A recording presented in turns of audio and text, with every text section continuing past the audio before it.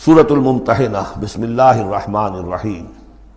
سورہ ممتحنہ کا جو زمانہ نزول ہے معین کر لیجئے، یہ ان دو رکوعوں کے ساتھ سمجھیے کہ جو سورہ توبہ میں ہم نے پڑھے، دوسرا اور تیسرا رکوع۔ فتح مکہ سے پہلے جو کچھ رد و قضا چل رہی تھی کہ نہیں کرنا چاہیے، کاہے کے لیے فوج کشی کر رہے ہیں، اور اس پر پھر جو اللہ تعالیٰ کی طرف سے جو تبصرہ آیا، منافقین تھے یا ضعفاء تھے، ان کے اعتراضات کے جواب دیے گئے۔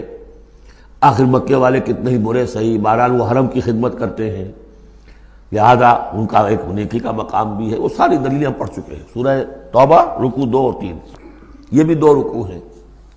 اسی موقع پر ایک بہت مخلص مومن صحابی، ان سے ایک بہت بڑی غلطی ہو گئی۔ حضرت حاتب ابن ابی بلتع رضی اللہ تعالی عنہ، بدری ہیں۔ ان کے گھر والے، ان کا پورا کنبہ ابھی مکے میں تھا، اور ان کا کوئی وہاں پہ رشتہ دار ایسے نہیں تھے کہ جو ان کی حفاظت کر سکے۔ انہیں یہ اندیشہ ہوا کہ اگر واقعی اب جنگ ہو گئی اور اگر ہم جا رہے ہیں مکے پر چڑھائی کرنے کے لیے، تو پھر یہ ہے کہ مکے میں جو مشرکین ہیں، کفار ہیں، وہ میرے بچوں کو، میرے گھر والوں کو شدید نقصان پہنچا سکتے ہیں، لہذا میں ان کے ساتھ کوئی نیکی کروں تاکہ میرے اس احسان کو پیش نظر رکھ کر وہ میرے گھر والوں کا لحاظ کریں۔ انہوں نے ایک خط لکھا مکے والوں کے نام، اور اس میں گویا کہ وہ سیکریٹ جو ہے وہ لیک کر دیا کہ محمد اب تم پر چڑھائی کرنے والے ہیں صلی اللہ علیہ وسلم۔ یہ احسان دھرا۔ ایک عورت کو وہ خط دیا، اس عورت نے اس خط کو اپنی چٹیا میں باندھ لیا تاکہ تلاشی لی جائے تو کہیں سے نکلے نہ، اور وہ عورت وہ خط لے کر روانہ ہو گئی۔ ادھر حضور کو اللہ تعالیٰ نے وحی سے مطلع کر دیا۔ حضور نے بھیجا حضرت علی اور ان کے ساتھ ایک اور صاحب کہ جاؤ فلاں جگہ اس وقت وہ عورت ہوگی، تم جا کے اس کو وہاں ٹھہری ہوئی ہے راستے میں کسی منزل میں، اس کے پاس خط ہے، وہ لے کے آؤ۔ وہاں پہنچے، عورت موجود تھی۔ محمد رسول اللہ کی دی ہوئی خبر تو غلط نہیں ہو سکتی تھی۔ اس سے پوچھا، نہیں قتل نہیں۔ اس کی جو تلاشی لی تو کہیں نہیں نکلا۔ پھر حضرت علی نے دھمکی دی، دیکھو ہمیں ہمارے نبی نے بتایا ہے تمہارے پاس خط ہے، جھوٹا نہیں ہو سکتا وہ، یا تو تم سیدھی خط مجھے نکال دو ورنہ میں تمہیں برہنہ کر کے تمہاری تلاشی لوں گا۔ بہرحال یہ دھمکی سن کر وہ پھر اس نے کھول کے اپنی چٹیا اور نکال کے دے دی۔ وہ خط لے کے آ گئے۔ اب وہ راز کھل گیا، ابی بلتع کو بلایا، حاتم نے ابی بلتع کو مان لیا، جی حضور یہ میرا خط ہے۔ حضرت علی نے کہا کہ، یا حضرت عمر نے کہ آپ مجھے اجازت دیں کہ میں اس کی گردن مار دوں ابھی؟ آپ نے فرمایا نہیں، حاتم بدری ہے، اور بدریوں کے تمام اللہ تعالیٰ پچھلے اگلے گناہ معاف کر چکا ہے، تو اس کی وہ جو فضیلت ہے اس کی وجہ سے جو خطا ہو گئی اللہ معاف کرے گا۔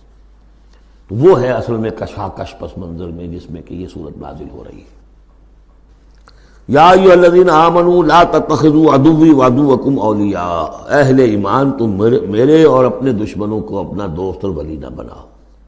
ان کی خیر خواہی، ان کی بھلائی، ان پہ احسان کرنے کی کوشش، ان کے ساتھ اپنے گڈ آفیسز بلڈ کرنے کی کوشش۔ تلقون الیہم بالمودۃ، تم ان پر ان کی طرف رجوع کرتے ہو، بھیجتے ہو پیغام دوستی کے، خلوص و اخلاص کے۔ وقد کفروا بما جاءکم من الحق، حالانکہ انہوں نے کفر کیا ہے، انکار کیا ہے اس حق کا جو تمہارے پاس آیا ہے۔ یخرجون الرسول وایاکم، وہی ہے جو نکالتے ہیں، یعنی جنہوں نے نکالا ہے رسول کو صلی اللہ علیہ وسلم، تمہیں بھی نکالا ہے، ان تؤمنوا باللہ ربکم، صرف اس جرم کی پاداش میں کہ تم ایمان رکھتے ہو اللہ پر، اپنے رب پر۔ ان کنتم خرجتم جہادا فی سبیلی، اگر تو تم نکلے تھے مکے سے اور تم نے ہجرت کی تھی اس لیے کہ میری راہ میں جہاد کرو گے، تو یہ طرز عمل تو پھر اس کے منافی ہے۔ وابتغاء مرضاتی، اور میری رضا جوئی کے لیے تم نکلے تھے، تو سرون الیہم بالمودہ، تم خفیہ پیغامات بھیجتے ہو ان کو دوستی کے، احسان کے مبنی۔ وَأَنَا أَعْلَمُ بِمَا أَخْفَيْتُمْ، تم نے خفیہ پیغام بھیجا، میں تو خوب جانتا ہوں جسے تم چھپاتے ہو، وَمَا أَعْلَنْتُمْ، جسے تم ظاہر کرتے ہو، وَمَن يَفْعَلْهُ مِنكُمْ فَقَدْ ضَلَّ سَوَاءَ السَّبِيلِ، جو کوئی بھی تم میں سے یہ کام کرے گا وہ تو پھر سیدھے راستے سے بھٹک گیا۔ یہ ایک آیت ہے، اب تک نوٹ کر لیجئے مدنی صورتوں کا جو مزاج ہے۔ یا ایھا الذین آمنوا لا تتخذوا عدوی وعدوکم اولیاء تلقون الیہم بالمودۃ وقد کفروا بما جاءکم من الحق یخرجون الرسول وایاکم ان تؤمنوا باللہ ربکم ان کنتم خرجتم جہادا فی سبیلی وابتغاء مرضاتی تسرون الیہم بالمودۃ وانا اعلم بما اخفیتم وما اعلنتم ومن یفعلہ منکم فقد ضل سواء السبیل۔ ان یثقفوکم یکونوا لکم اعداء، اگر وہ کہیں تمہیں پالیں یعنی تم ان کے ہاتھ لگ جاؤ، ہتھے چڑھ جاؤ، وہ تمہارے ساتھ دشمنی کریں گے۔ وَيَبْسُطُوا إِلَيْهِمْ أَيْدِيَهُمْ، اپنے ہاتھ بڑھائیں گے تمہاری طرف، وَأَلْسِنَتَهُمْ، اور اپنی زبانیں، بِالسُّوءِ، برے ارادے کے ساتھ تمہیں نقصان پہنچائیں گے، ان کی زبانیں بھی ان کے ہاتھ بھی۔ وَوَدُّوا لَوْ تَكْفُرُونَ، اور ان کی خواہش ہوگی شدید کہ کسی طرح تم بھی دوبارہ کافر ہو جاؤ۔ لَن تَنفَعَكُمْ أَرْحَامُكُمْ، تمہیں ہرگز نفع نہیں پہنچائیں گے تمہارے رحمی رشتے، وَلَا أَوْلَادُكُمْ، نہ تمہاری اولادیں، یوم القیامہ، قیامت کے دن، یفصل بینکم، اللہ فیصلہ کر دے گا تمہارے مابین، واللہ بما تعملون بصیر، اور جو کچھ تم کر رہے ہو اللہ اسے دیکھ رہا ہے۔ قد کانت لکم اسوۃ حسنۃ فی ابراہیم والذین معہ، تمہارے لیے ایک اچھا نمونہ ہے، بہت عمدہ ماڈل ہے، اسوہ حسنہ ہے، فی ابراہیم والذین معہ، ابراہیم اور ان کے ساتھیوں کے معاملے میں، ان کی شخصیتوں کی صورت میں۔ اذ قالوا لقومہم، جبکہ انہوں نے کہا اپنی قوم سے، برملا کہہ دیا، انا براء منکم، ہم بری ہیں تم سے، ومما تعبدون من دون اللہ، اور جن کو بھی تم پوج رہے ہو اللہ کے سوا، ہمارا ان سے کوئی رشتہ نہیں، کوئی تعلق نہیں، ہم اعلان برات کر رہے ہیں ان سے۔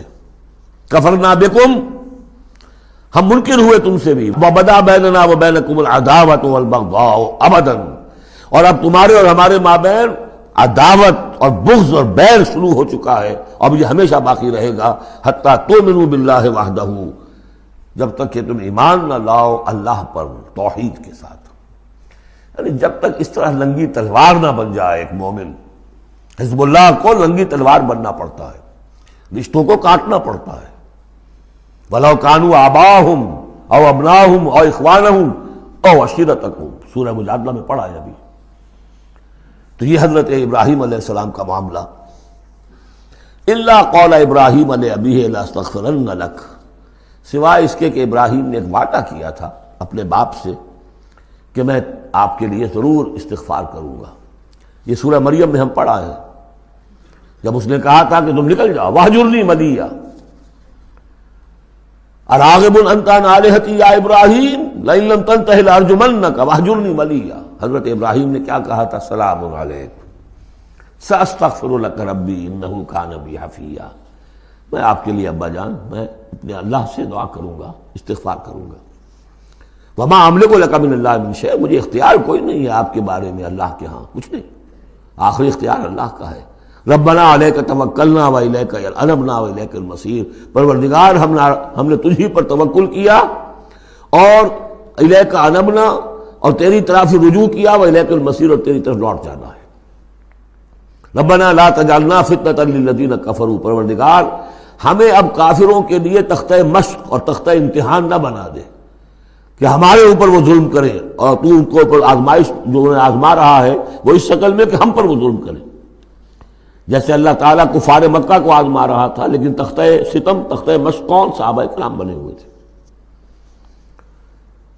واغفر لنا، اور ہمیں بخش دے، انک انت العزیز الحکیم، یقیناً تو ہی ہے سب کچھ زبردست اور حکمت والا۔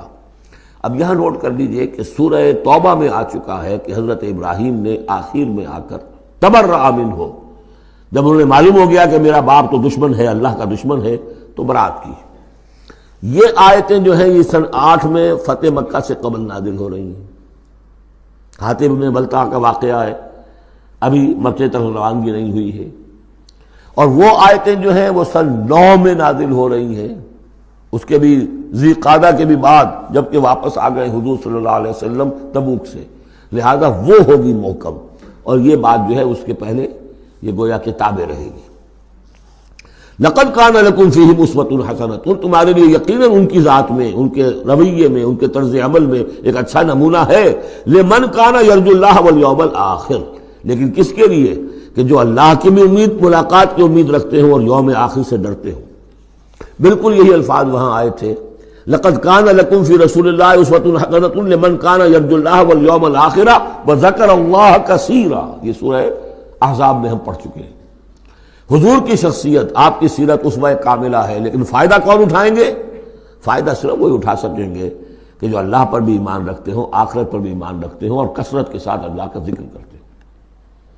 اسی طریقے سے یہاں لقد کان لکم فیہم اسوۃ حسنۃ لمن کان یرجو اللہ والیوم الآخر ومن یتولی فإن اللہ هو الغنی الحمید، اور جو منہ پھیر لے، پیٹھ موڑ لے، اللہ غنی ہے، حمید ہے، اللہ کو کسی کی پرواہ نہیں، کوئی احتیاج نہیں۔